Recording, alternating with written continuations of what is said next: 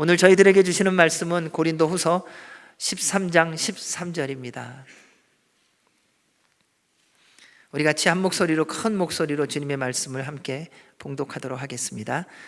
주 예수 그리스도의 은혜와 하나님의 사랑과 성령의 교통하심이 너희 무리와 함께 있을지어다. 아멘. 오늘 말씀을 전해주시는 최대준 목사님은 이전에 저희 교회에 오셨었습니다. 저희들 입당할 때에 오셔서 축사해 주시고 귀한 말로 저희들 위로하고 격려해 주셨던 목사님인데요, 제 다닌 신학교의 대선배님이시기도 하고요, 그 자양교회 원로 목사님으로 아름답고 복되게 모든 평생을 주의 나라를 위해서 섬겨 주셨던 목사님입니다. 그리고 귀하게 부탁드렸는데 너무 기쁘게 받아주시고 또 말씀 전해주시겠다고 해서 너무 감사드리고요, 오늘 목사님 마음껏 우리에게 하나님의 말씀을 선포해 주시겠습니다. 우리 주님의 이름으로 우리 목사님 환영하도록 하겠습니다.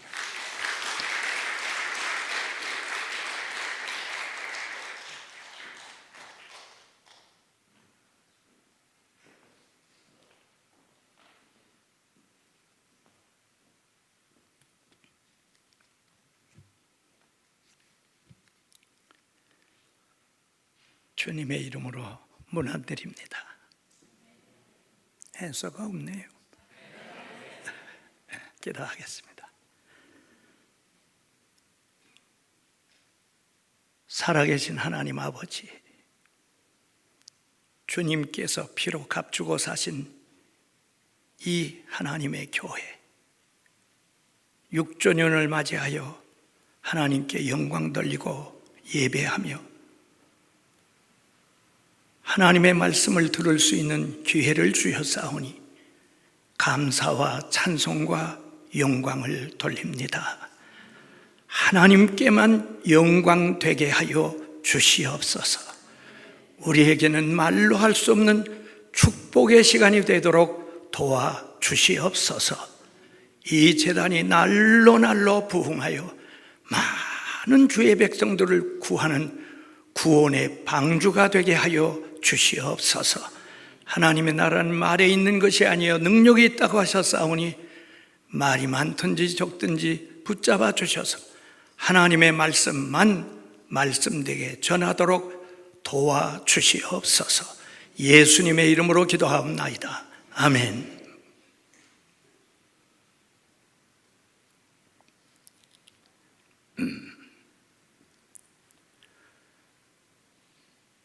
육 6주년 창립을 축하드립니다. 아멘이 잘 안 되는 것 같아요.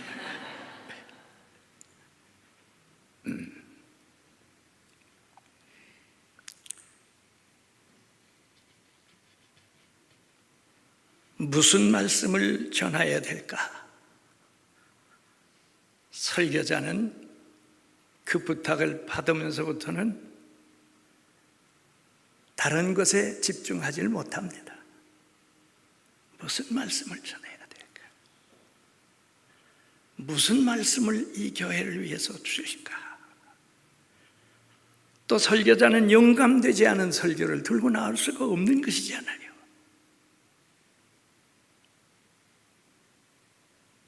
오늘만큼, 이 시대만큼 미국의 교회, 한국의 교회가 욕먹는 때가 없었던 것 같아요.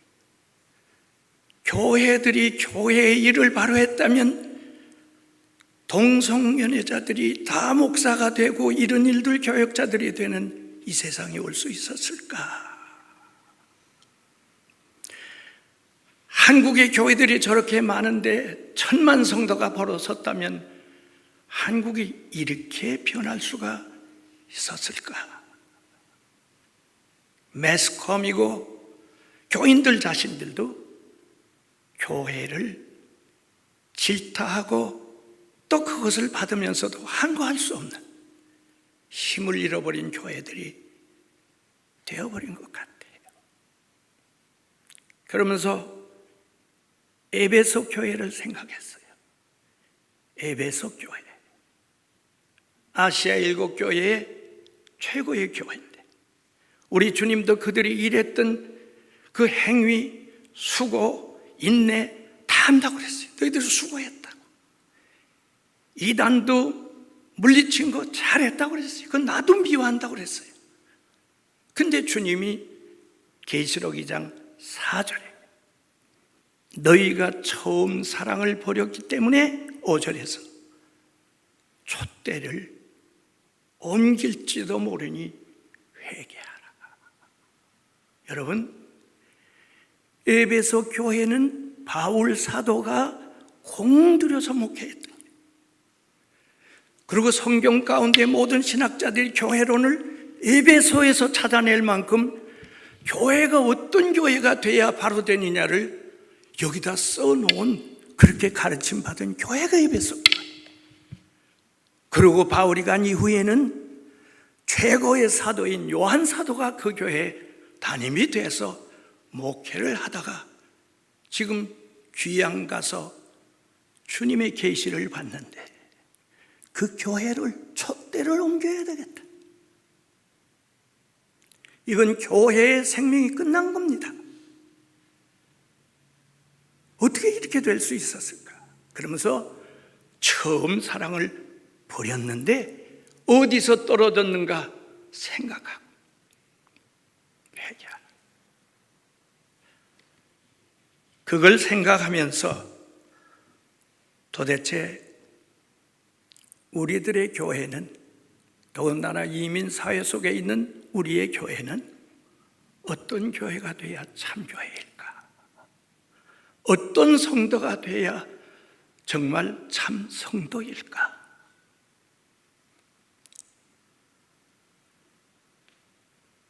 그걸 생각하고 또 생각하는데 오늘 이 본문을 기억하게 됐습니다.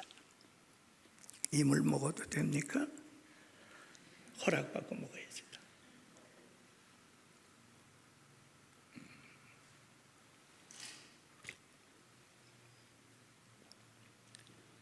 설교를 하지 않던 강단했으니까 긴장이 됐어요.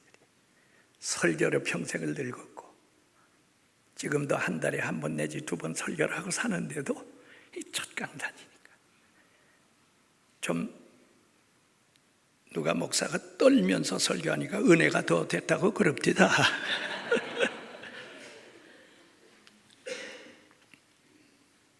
이제 우리들은 모두가 너나 할 거 없이, 목회자도 그렇고 성도도 그렇고, 우리 교회는 어떤 교회인가?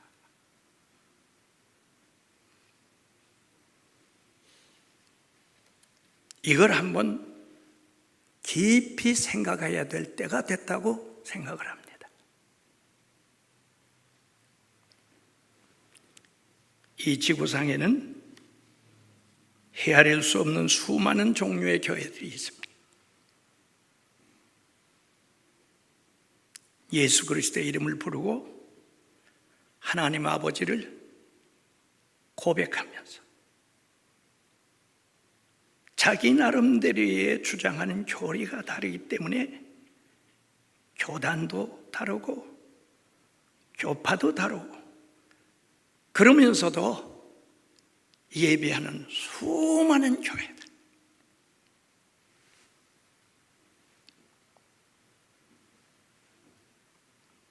그런데 어떤 교회는 예수님의 이름을 부르고 십자가를 그려놓고 예배 드리면서도 십자가와는 상관없고 하나님이 원하는 교회는 상관없이 자기들이 원하는 교회를 만들어 놓고 그곳에서 예배하면서 이 하나님이 원하는 교회이리라, 그리고 우리에게 복을 주시리라, 그렇게 생각하는 교회와 성도들이 많이 있다고 생각이 됩니다.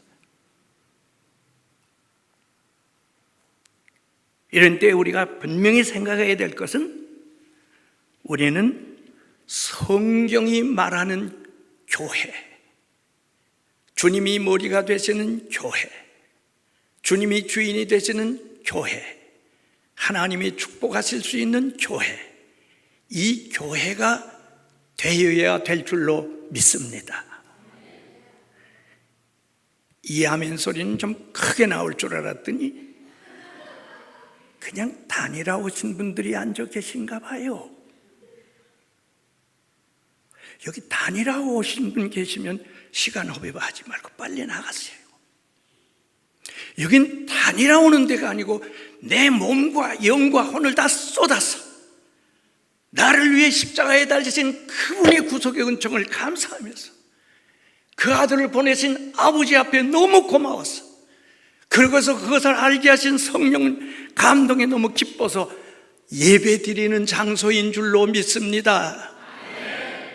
그렇기 때문에 여기에는 경건이 있게 되고 존귀함이 있어야 되고 긴장함이 있는 것이고 성령의 이 역사하시는 그 카리스의 기쁨이 있기 때문에 여긴 감동이 있어야 되는데, 이거 없이 앉아서 듣기만 한다. 내가 어떻게 하나님의 말씀만 듣고 있는 자리에 앉아 있을 수 있어요? 내가 뭔데? 내가 뭔데 하나님의 말씀을 듣고 있는 자리에 앉을 수 있는 존재냐고요?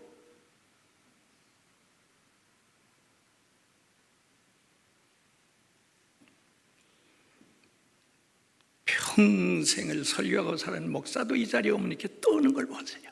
여러분이 두려워서? 아니요. 세상에 높은 사람들 앞에서 다 설교해봤어요. 그거 아니에요. 하나님 앞에 내가 두려워하는 거예요. 제 10분의 1이라도 여러분들에게 전달되기를 바랍니다.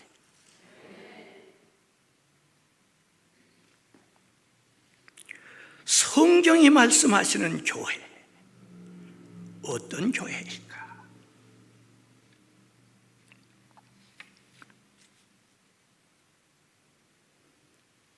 오늘 본문에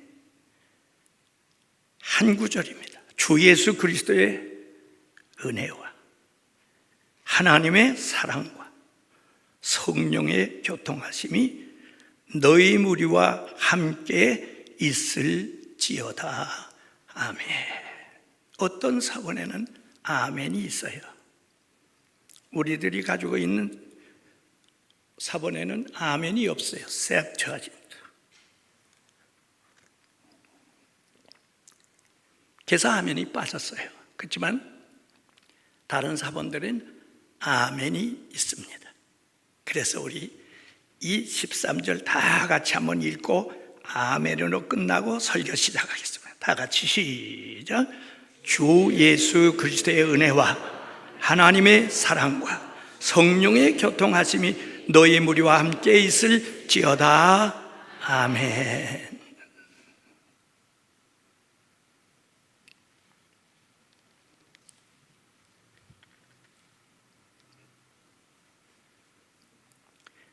이 구절은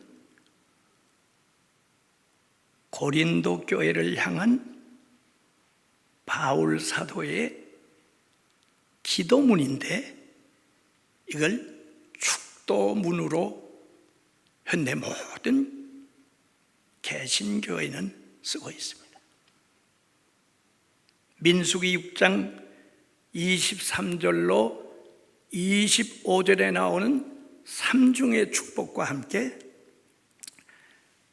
고린도후서 13장 13절에 나오는 이 구절도 삼중의 축복으로 되어 있어서 신구약이 함께 삼중의 축복을 말했습니다. 그리고 이 구절이야말로 모든 목사님들의 축도의 모형입니다. 여기에다 살돌도 붙이고 뭐 이렇게 해가지고서 축도를 하는데, 축도의 원형은 여기 있습니다. 근데 잊지 말아야 될 내용이 있습니다. 이 고린도후서 마지막 장 마지막 절을 축도로 끝내는 이 바울 사도의 마음을 이해해야 됩니다. 우리가 아는 대로 고린도 교회는 어떤 교회입니까? 은혜도 많이 받아서 어떤 교회보다도 은사도 많고 은혜도 많고 축복도 많고 영적인 기프트가 굉장히 많은 교회입니다. 그런데 어느 교회에서도 볼 수 없는 다툼과 분쟁과 싸움 때문에 바울 사도가 너무너무 가슴 아파했던 그런 교회입니다. 여러분, 고린도 교회에 보낸 편지는 전부 몇 장입니까? 고린도 전서가 16장, 고린도 후서가 몇 장? 13장. 지금 13장 13절 읽었잖아요. 13장. 그럼 둘 합치면 몇 장? 16장, 13장 몇 장? 너무 긴장해서 다 해치려죠. 몇 장이요? 29장에 또 너무나 싸워서 편지 보낼 일이 있어서 또 편지에서 하나를 더 보냈는데 첫 번째와 마지막 사이인 걸로 알고 있는데 편지를 보냈는데 그건 유실돼서 없어졌어요. 그러면 신약 성경 가운데 제일 긴 게 로마서 16장인데 고린도서는 16장에 10석장에 또 잊어먹은 것도 그만큼 썼을 것 같아요. 왜냐하면 거기는 책망하는 글을 썼으니까 틀림없이 책망하는 글을 썼기 때문에 더 많이 쓰지 않았겠나. 왜 고린도 교회에 이렇게 긴 편지를 썼을까? 갈등하고 싸우고 매를 가지고 가랴, 뭘 가지고 가랴, 내가 너희들에게 가지 않는 게 좋겠다 할 만큼 그렇게 다투던 교회인데 이제 보세요. 맨 마지막은 축도로 끝냈습니다. 성도들은 아무리 분내고 싸우고 다투고 갈등하고 어려움이 있어서도 마지막 헤어질 때는 축복해 주고 끝나야 될 줄로 믿습니다. 그걸 가르쳐 주는 거예요. 마지막 끝날 때에 축복해 주고 축도해 주고 헤어질 수 있다면 그 싸움은 다 해결될 줄로 믿습니다. 성도들이 다투고 싸우다가 조그만 게 헤이 안 봐. 그러고서 헤어졌다. 그리고 한 주, 두 주 지나가면 점점 멀어지죠. 그러나 집사님, 권사님, 장로님, 목사님 기도해 주세요. 끝났습니다. 기도하고 끝냈다면 그 사람들은 내일의 소망이 있는 줄로 믿습니다. 부부 사이도 그래요. 부부 싸움 다투거나 갈등하고 그럴 때 있어 봤지요? 여기 성자 성녀만 모여 하나도 없어. 와, 대단해. 행복한 목회 하십니다. 근데 제 눈에는 그렇게 안 보이거든요. 다시 물어볼게요. 부부 조금 갈등할 때 있지요? 그럴 때 그냥 잡니까? 문 닫고 각각 방으로 갑니까? 그렇지 않으면 둘이 앉아 기도하고 주님, 아까 열기낸 거, 아까 부족한 거 용서해 주시고 상처받은 거 용서해 주세요. 그리고 기도하고 헤어집니까? 기도하고 헤어지면 문제가 없어, 내일 아침에. 근데 이게 기도하지 않고 끝나면 밤에 들어가서 별 생각해서 여기서 알 까고 새끼 까고 알 쌓고 해가지고 이게 더 커가지고서 다음에 모일 땐 더 문제가 커지고 더 문제가 그 일주일 지나가면 그 다음 문제가 복잡해져요. 바울 사도 보세요. 그렇게 싸우던 교회 마지막 편지에 끝나면서 축도해 주면서 끝낼 수 있는 목회자의 마음, 주님의 마음 아니겠습니까? 우리 6주년 맞은 우리 교회 성도님들은 누구하고 무슨 문제 아무리 심각해도 마지막 서로 축도해 주고 끝날 수 있는 성도들의 교제가 있기를 바랍니다. 안 하는 사람 책임 안 져요. 가서 싸매. 부부도 그렇게 사시기를 축원합니다. 네, 그래야 돼요. 그런데 어떤 교회가 참교회일까? 주 예수 그리스도의 은혜와 한번 따라하십시다. 주님이 원하는 참교회는 주 예수 그리스도의 은혜 위에 서 있는 교회다. 아멘. 이거예요. 주 예수 그리스도의 은혜에 서 있지 못하는 교회는 교회가 아닙니다. 아무리 조직이 잘 돼 있고 아무리 교리적 공부를 잘해서 대단해, 에베소 교회 같이 그들이 대단하게 이단도 물러내고 또 수고하는 열심도 있고 애씀도 있고 모든 게 다 있을지라도 그리스도의 은혜 위에 있지 아니하면 그건 교회도 아니고 교만한 교회고 주님이 필요 없는 교회예요.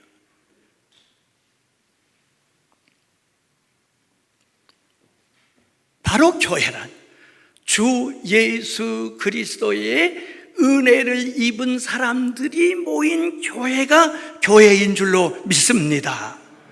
그렇기 때문에 주 예수 그리스도의 은혜를 입은 사람들이 모인 공동체이기 때문에 이 예수 그리스도의 은혜 위에 서 있지 아니하는 교회는 사람이 모인 교회, 조직이 모인 교회, 돈에 의해서 된 교회, 뭐 여러 가지 형태로 뭉쳐있는 공동체라고 할지라도 이건 주님이 원하는 교회가 아니라.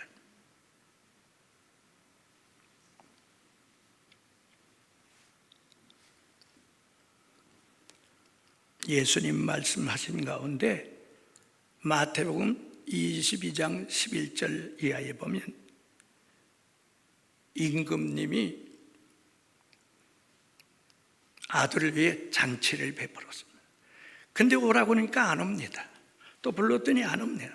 청의 사람들이 안 왔어요. 임금이 노해서 나가서 길거리에서 사람들 다 데려오라고 데려왔어요.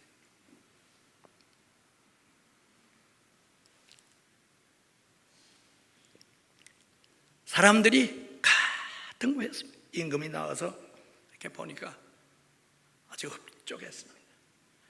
근데 저기 한 사람이 앉아 있는데 그 앞에 가더니 묻습니다. 그대는 왜 예복을 입지 않았는가?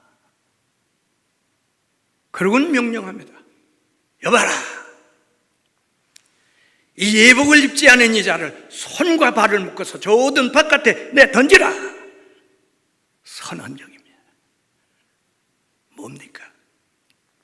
이 세상에 많은 사람들 가운데 우리 교회는 열려있는 교회입니다. 누구나 다 옵니다. 주님이 초청해서 왔습니다. 그런데 여기서 내쫓아야 될 사람이 생긴다. 누구가? 하나님이 거저 주신 은혜의 옷. 여기 올 자격도 없어요. 또 능력도 없어요. 여기 올 수 있는 아무것도 없는데 임금이 불러다가 옷을 다 입혀서 올 수 없는 사람이지만 입혀줘서 들어왔는데 이 사람만은 안 입고 혼자 들어왔다. 이겁니다. 교회가 뭐냐? 우리는 죄인들이에요. 죄인 중에 괴수들이에요. 주님 앞에 나올 수가 없어요.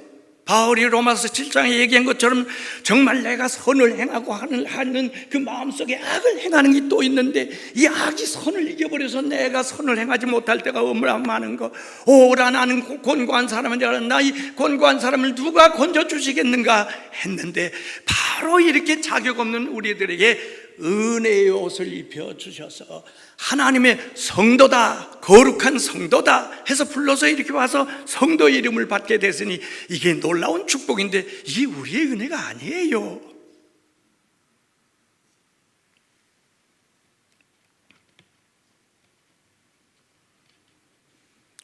로마서 10장에 13절 누구든지 주의 이름을 부른 자는 구원을 받으리라.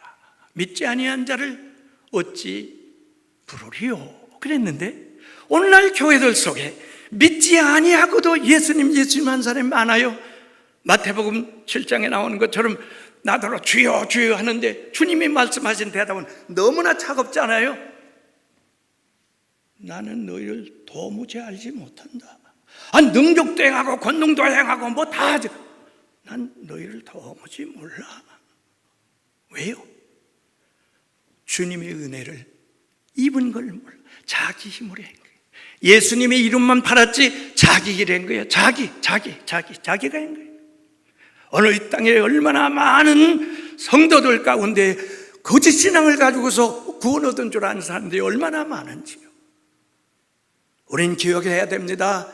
예수 그리스도께서 십자가에 달려 돌아가 죽으셔서 자격 없는 나를 하나님의 자녀가 되게 하시고 하나님의 은혜 가운데 살게 하신 이 놀라운 사실, 이게 모두 다 베푸신 은혜 때문에 된 것인데 이걸 모르고 내가 못된 줄로 알아가지고 있어.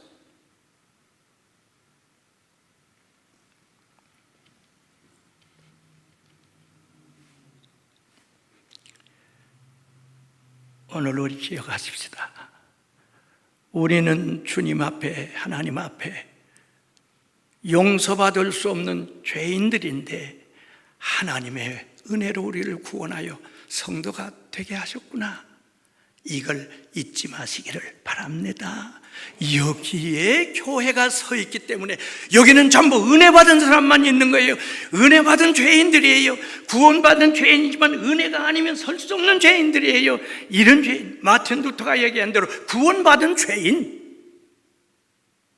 이것이 있는 한 어찌 교회가 분쟁이 있을 수 있어요? 이것이 있는 한 어때 형제끼리 갈등이 있을 수 있어요? 이것이 있는 한 교회가 왜 소란할 수가 있어요? 하나님의 은혜 때문에 와서 그저 하나님의 은혜 가운데 사는 은혜 받은 존재의 모습인데, 우리 사방교회는 드나드는 사람마다 들어오면서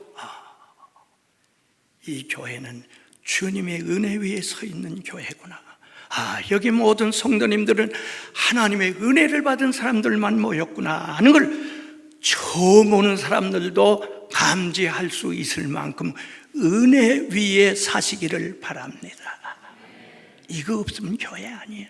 이거 사라지기 시작하면 갈등하는 거예요. 이거 사라지게 되면 교만이 나게 내가 튀어나오는 거예요. 자기가 뭔데? 은혜 옷 벗기면 들어올 수 없는 죄인들인데.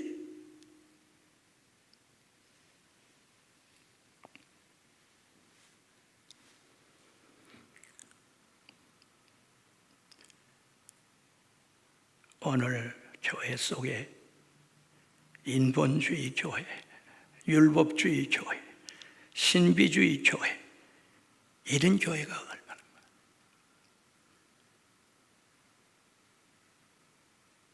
부탁드립니다. 용서가 있고 따뜻함이 있고 훈훈함이 있고 함께함이 너무 즐거워하는 은혜 위에 있는 교회 되시기를 성삼위 이름으로 축원합니다.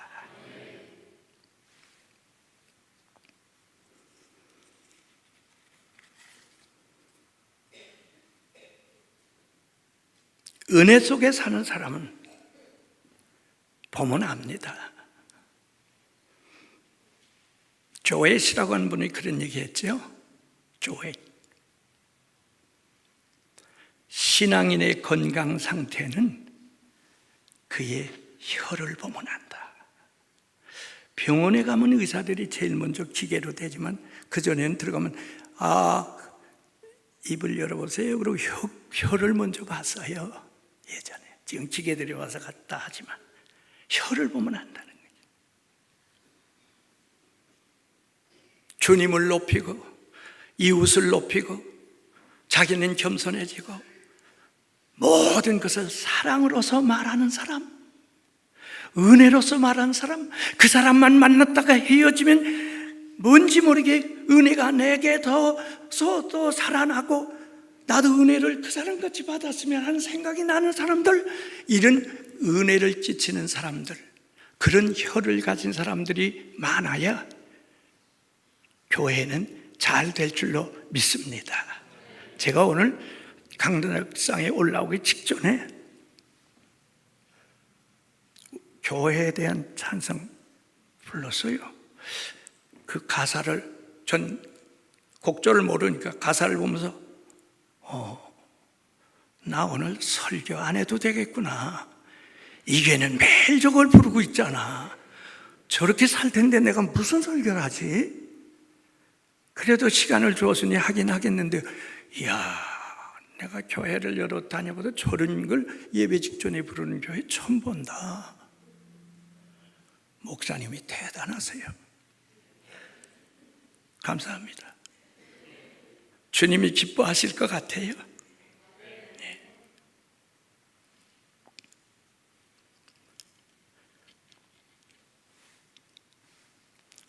두 번째는 하나님의 사랑과,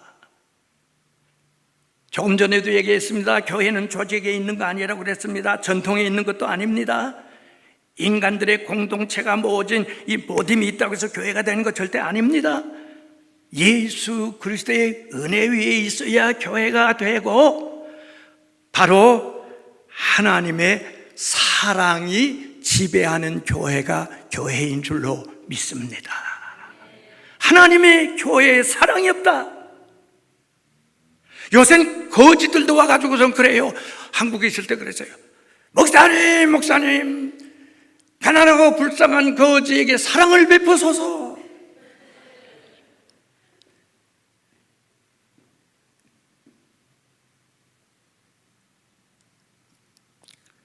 그러면 사랑을 베풀어야 되지만 가르쳐야 하잖아요. 그게 뭐라고 그랬는지 아세요? 그 말 맞다고. 근데 그거는 나한테 돈 달라고 할 때 써먹는 게 아니고, 당신 보고 나가서 당신보다 못한 사람은 사랑을 베풀라고 준 거야. 대답이 없어. 어떻게 되냐. 목자도 설교하는 데만 쓰면 무슨 소용이 있어요? 그건 내가 나에게 주신 말씀이니까 내가 그렇게 살아야지요. 그러면서 또 그렇게 전하는 거지요.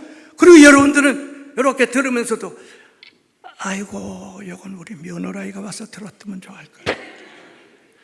아이고, 이거는 우리 시어머니가 들었어야 하는데. 그렇게 하면 벌써 그건 끝나는 거예요. 모든 성경 말씀, 메시지는 나 때문에 주신 걸로 알고 나의 것으로 받아들이는, 어느 날가 뜨겁게 나에게 딱 부딪히는 말씀이 있어. 설교가 다 들리는 거 아니에요. 1시간 설교해도 다 들리는 게 아니고, 어떤 말씀이 누구에게 딱 거기 들을 때 아이고 이건 납니다 이럴 때는 아무도 모르게 나 혼자 주님이 그에게 주신 거예요. 그 말씀, 찔린 말씀 붙잡고 기도하면 복 받을 줄로 믿습니다. 그런데 어떤 사람이 이 설교를 딱 하면 저 목사님이 어느 집사한테 들었나 봐.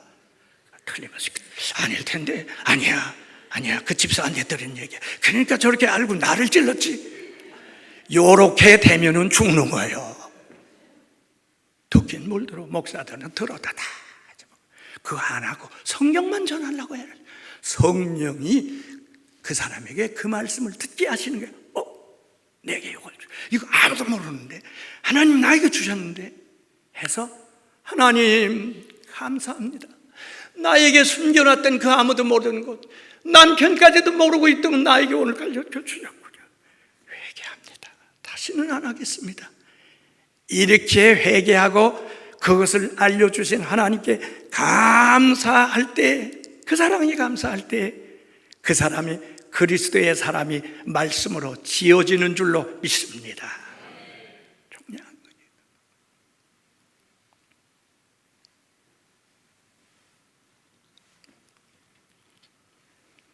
그러기에 하나님의 교회는 하나님 아버지의 사랑에 기초했는데, 그 사랑이 어떤 사랑이냐? 요한복음 3장 16절에 있지요. 하나님이 세상을 이처럼 사랑하사 뭘 주셨어요? 독생자를 주셨으니 이는 저를 믿는 자마다 멸망치 않고 구원을 얻게 하시니. 이게 얼마나 큰 겁니까? 측량할 수 없는 크신 하나님이 독생자를 보내서 아들의 몸, 사람의 몸을 입고 이 땅에 오셔서 아버지의 뜻을 다 이루기 위해서 십자가에 달려 돌아가 죽으셨다. 하나님이 인간이 되셨다. 이 자체가 얼마나 힘들고 어려운, 바리새인의 시험이요, 사탄의 시험이, 이건 문제가 아니야. 하나님이 이 물질 세계에도 물질화돼서 이렇게 작은 인간이 되어 오셔서 그 고통을 당하셨다. 시간 속에 오셔서 고통을 당하셨다.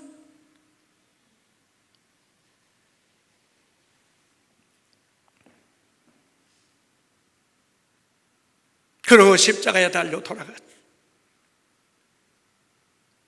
하나님께서 얼마나 그 아들 얼마나 마음이 아프시겠어요. 그래서 어떻게 하실 수가 없어서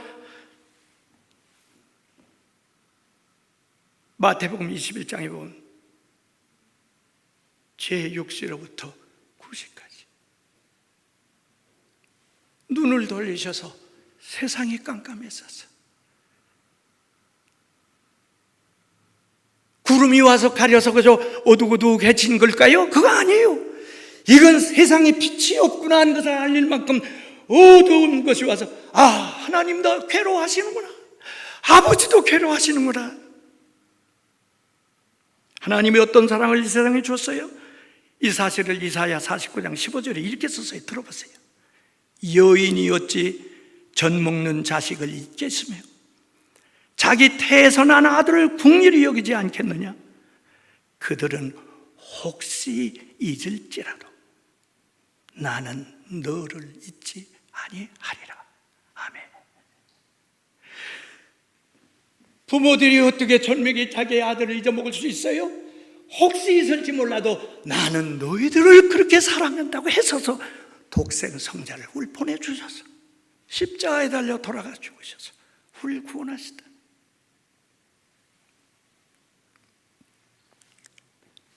그것을 바울 사도는 이렇게 표현했습니다.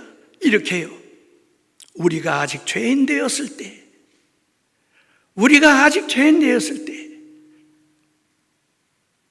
그리스도께서 우리를 위하여 죽으심으로 하나님이 우리에 대한 자기의 사랑을 확증하셨느니라. 아멘. 하나님이 우리가 좀 바로 살라고 그럴 때, 좀 거룩해 보려고 애를 쓸 때, 좀 진실해지려고 애쓸 때가 아니에요. 아직 죄인으로서 아무것도 모르고 살고 있을 때에 아들을 주셔서 우리를 구하신, 이것은 하나님이 내가 너를 얼마나 사랑하는지를 보이는 표현한다. 내 아들이 너희를 아무것도 모를 때에 다 죽은 걸 너희 사랑해서 했어. 이게 얼마나 귀한 말씀입니다.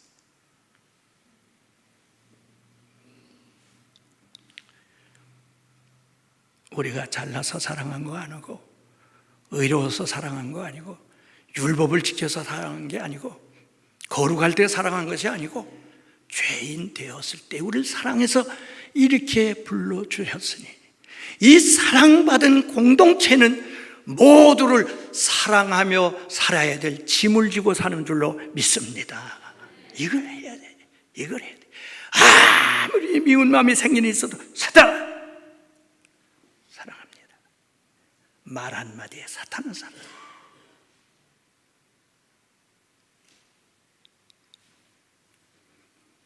우리가 어찌 하나님의 큰 사랑, 높이와 넓이와 깊이와 모든 걸 측량할 수 없습니다. 죄인인 줄 알면서, 그렇기 때문에 용서 못 받을 죄가 없고 용서 못 받을 죄인이 없단 말입니다. 그래서 우리들이 다 용서받고 이 자리에 왔어요.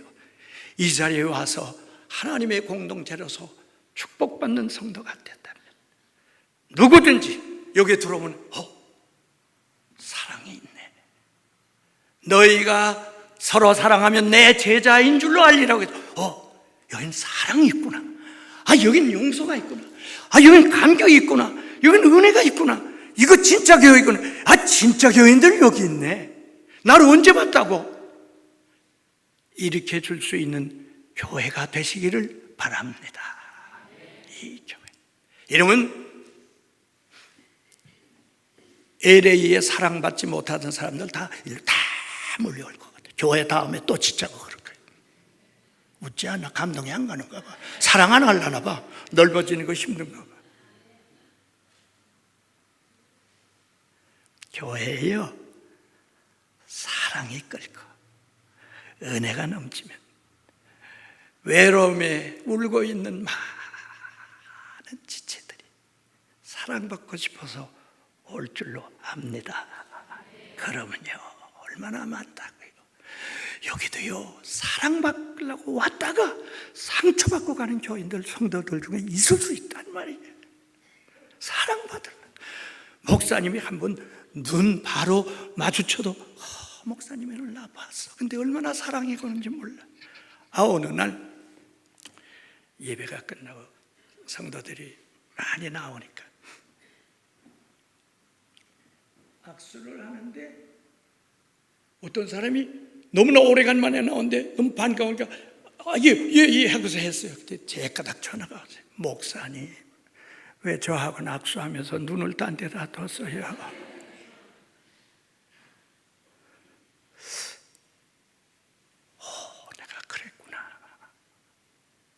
내가 그랬다면 다른 사람들이 나한테 그랬다면 얼마나 섭섭했을까. 그리고 다 하려고 그러는데 이게 안 돼. 그래서 나중에는 예배 후에 저는 안 썼어요. 시험이 하나 들면 어떡하겠어요? 광고를 보고 안 썼어요. 우리 부탁드려요. 얼마나 좋습니까? 이거 뭐 이름도 다 아시고 가정이 몇 식구인지도 알고 어느 직장 다니고 너무 잘하니까 또 힘들 때도 있는지 모르지만 안 봐야 될 건 보지 말고 그냥 다 볼 것만 보고서 사랑하고 도와주고 예수님의 사랑으로 손끝에 사랑 있는 손끝은 다르거든요.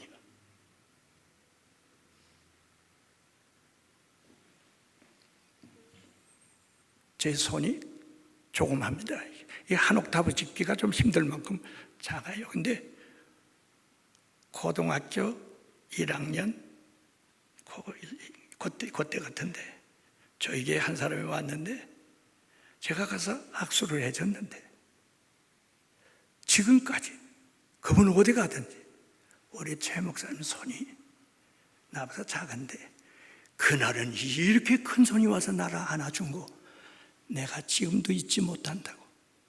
저희 서울로에서 큰일을 한 목사님인데 은퇴했어요. 그걸 지금도 잊지 못해.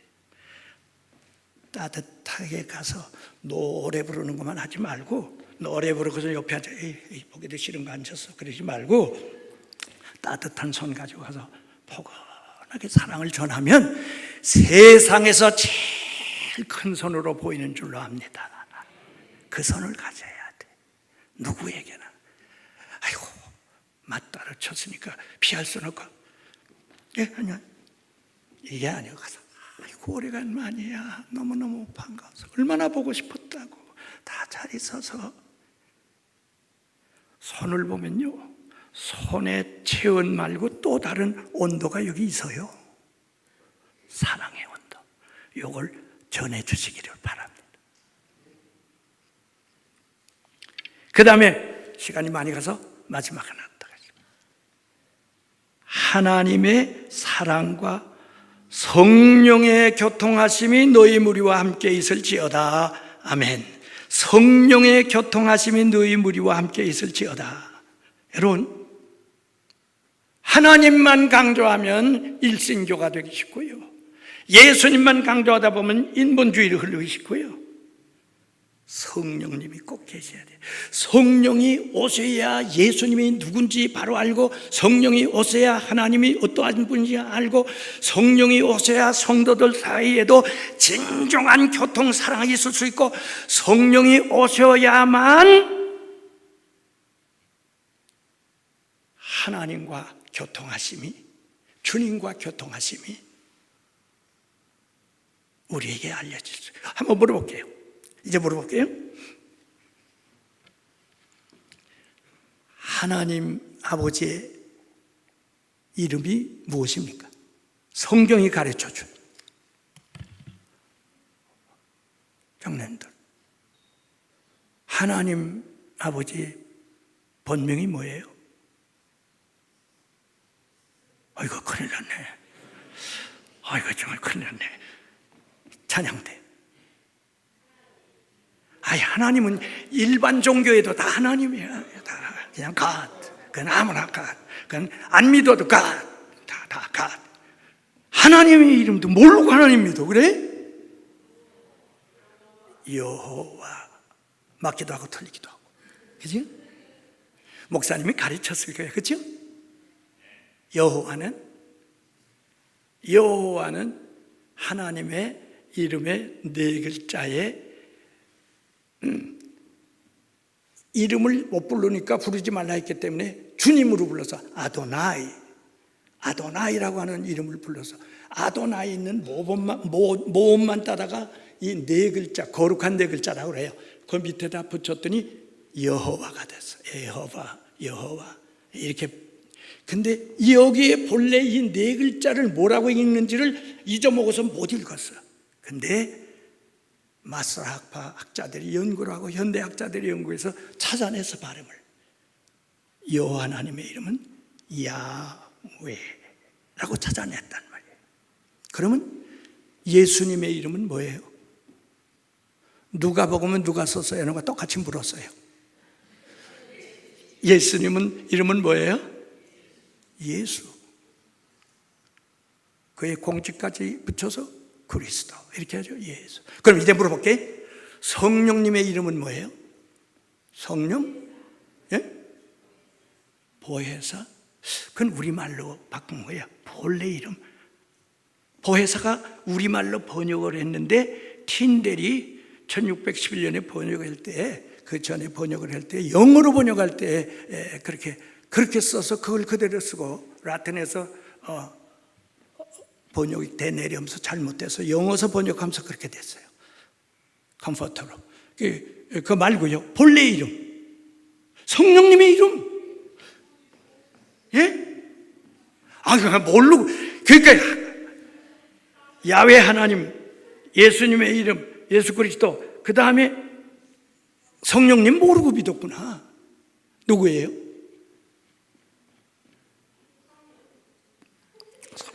그렇게 되고 우리 들으라고 성령. 하교수, 분이마토스, 거룩한 영이란 말이야. 성령은 거룩한 영이다. 그 말고 한번 따라합시다. 파라클레토스.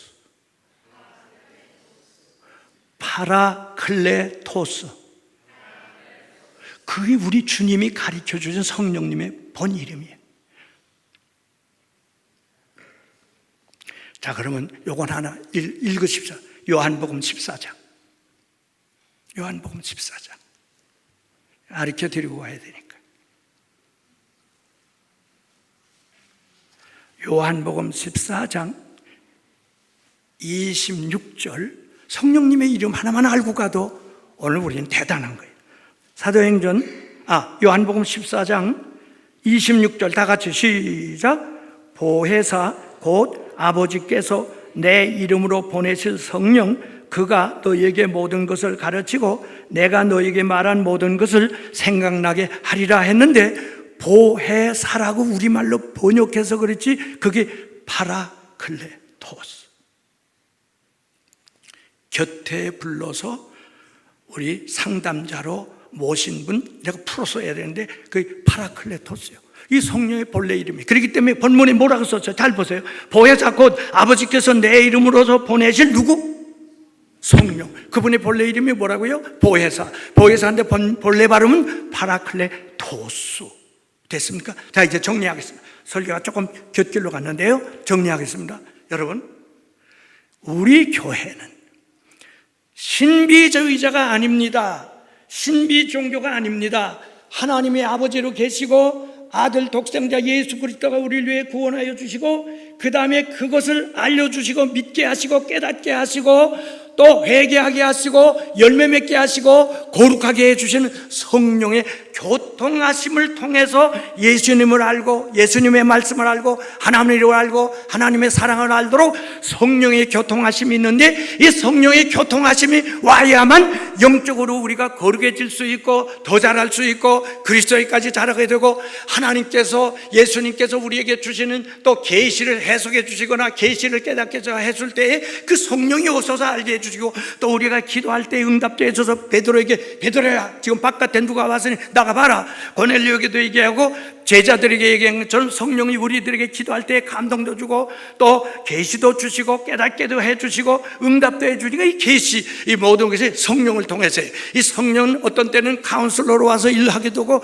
어떤 때는 능력의 사람으로 오셔서 능력의 영으로 오셔서 영역도 주시고 어떤 때는 분별하는 분별력도 주시고, 우리 신앙생활의 전체 예수님이 하셔야 될 일을 그 성령께서 파라클레토스가 대신 오셔서 이 모든 걸 관장하시고 계시기 때문에 그 성령님과 가까이 계셔야만 우리의 신앙이 바로 자란다는 거예요. 오늘 이 교회에 속한 여러분들은 이 성령님의 음성을 듣고 성령님의 가르침을 듣고 성령님의 응답을 받고 성령님이 역사하시는 그 뜨거운 역사를 받아서 예수님을 뜨겁게 사랑하고 하나님을 사랑하는 이 삼위일체가 역사하시는 이 교회가 되시기를 바랍니다.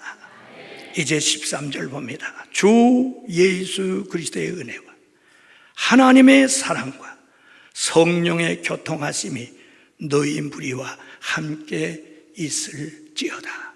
아멘. 사랑의 하나님, 부족하고 연약한 것 귀한 말씀 잠시 증거했습니다. 우리 모두가 이 삼위일체 하나님의 은총 속에, 사랑 속에, 교통하심 속에 교회가 커가게 하고 우리의 신앙이 우리들이 커가도록 축복하여 주시옵소서. 예수님의 이름으로 기도하옵나이다. 아멘.